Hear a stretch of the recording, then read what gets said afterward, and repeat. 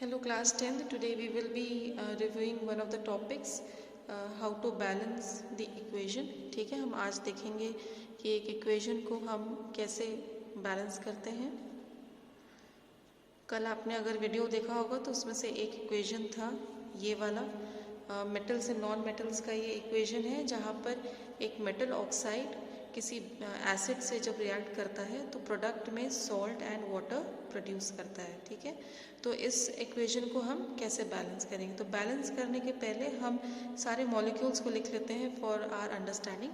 तो यहाँ पर एल्यूमिनियम है लेफ्ट हैंड साइड में। बैलेंसिंग का मतलब ये होता है कि left hand side will be equal to right hand side. ठीक है, तो एल्यूमिनियम के यहाँ पर कितने हैं लेफ्ट हैंड साइड में? 2 हैं।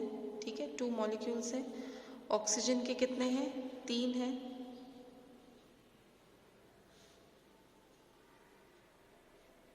ठीक है, और हाइड्रोजन के कितने हैं? 6 हैं। और क्लोरीन के कितने हैं? 6 हैं। ठीक है, क्लोरीन के मॉलिक्यूल्स यहाँ पर 6 हैं। और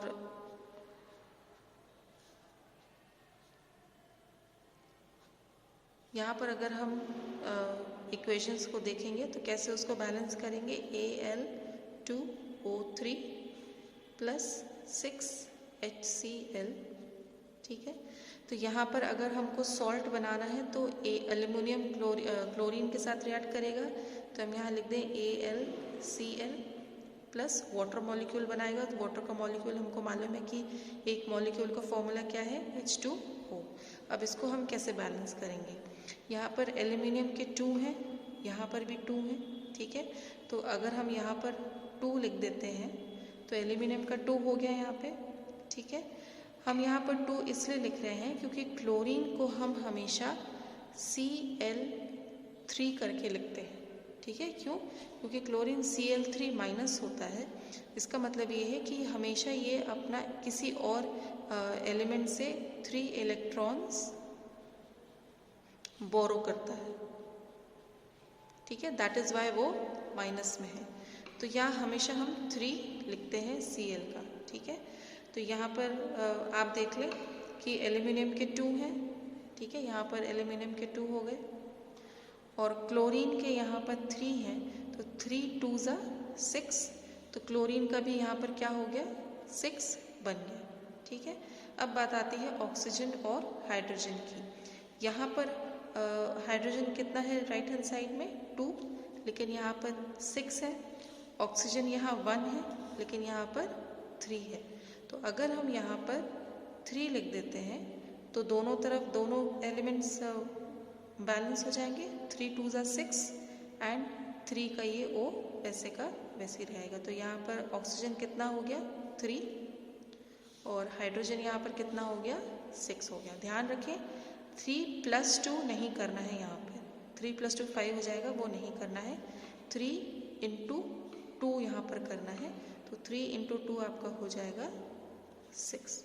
ठीक है, तो इस तरह से हम इस इक्वेशन को बैलेंस कर सकते हैं। नेक्स्ट आपका एक था कि अगर मान लो एल्यूमिनियम ऑक्साइड किसी बेस के साथ रिएक्ट करता है, यानी कि 2NaOH will give you 2NaAlO2 plus H2O। ठीक है, ये सॉल्ट का फॉर्मूला हो गया। तो Al2O3 प्लस 2NaOH, ठीक है, हमको क्या देगा? सॉल्ट देगा NaAlO। ऑक्सीजन यहाँ पर अटैच हो जाता है ये वाले फॉर्मूला में, प्लस H2O। ठीक है, तो यहाँ पे एल्यूमिनियम के कितने मॉलिक्यूल्स है लेफ्ट हैंड साइड में?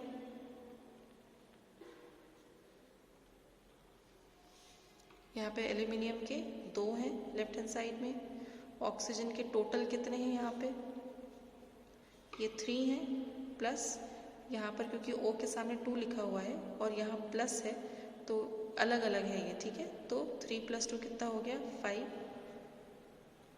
यहाँ पर ध्यान रखें ऑक्सीजन की बात जब हम यहाँ कर रहे थे तो वो अलग था। ठीक है, यहाँ पर प्लस साइन बीच में है और अलग अलग एलिमेंट के हैं, अलग अलग मॉलिक्यूल्स का है, इसलिए हम इसको प्लस कर रहे हैं। ऑलराइट, तो ये 5 हो गया।